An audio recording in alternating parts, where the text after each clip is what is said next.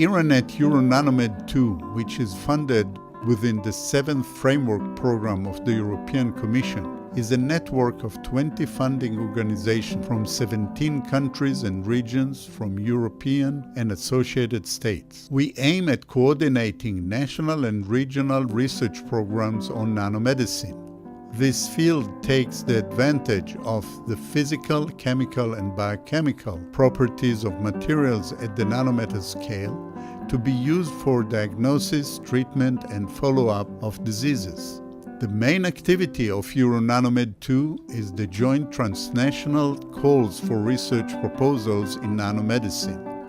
Among additional activities are supporting young researchers and organizing seminars and workshops on the regulatory and safety issues of nanotechnology in medicine.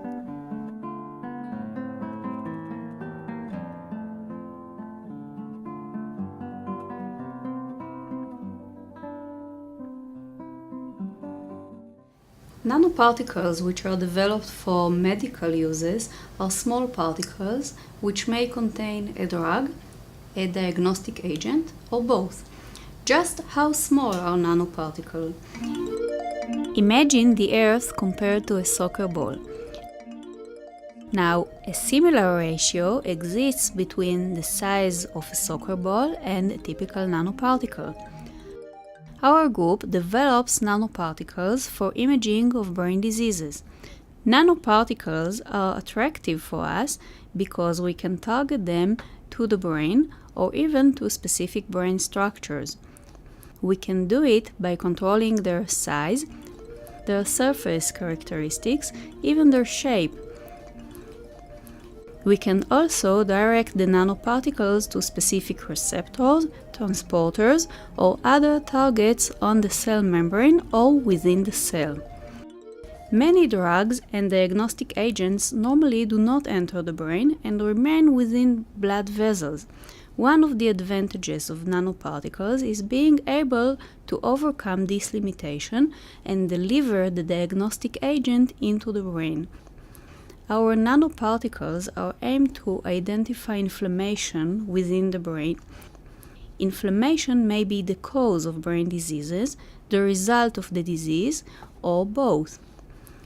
One of the best examples of brain inflammation is cerebral malaria. Cerebral malaria is the most severe neurological manifestation of malaria, killing over 1 million people worldwide every year. Early diagnosis of this complication may reduce patient morbidity and mortality. We use a mouse model of cerebral malaria in which mice are infected with malaria parasite. In this model, our nanoparticles distribute better into the brains of infected mice compared to healthy mice. In the cerebral malaria model, we can see the nanoparticles almost in the entire brain. In other brain diseases, we use our nanoparticles to localize the diseased brain region. One example is epilepsy. Epilepsy is a very prevalent disease. It affects about 1% of the population around the world. Epilepsy is the tendency to have epileptic seizures. And epileptic seizures are caused by abnormal electrical activity in the brain. This abnormal electrical activity in the brain, this brainstorm, if you may say it, the way we diagnose it is by hearing the history of the seizures from the patient himself and from the family or other people who were around when he had seizure.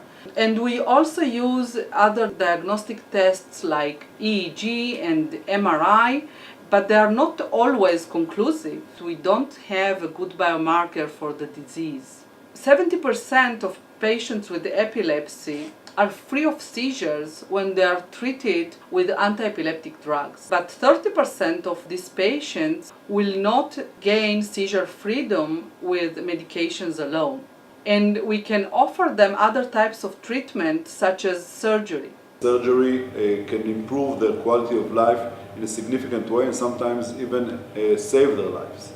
So with the help of nanoparticles, we may best localize the epileptogenic zone while avoiding the functional areas of the brain.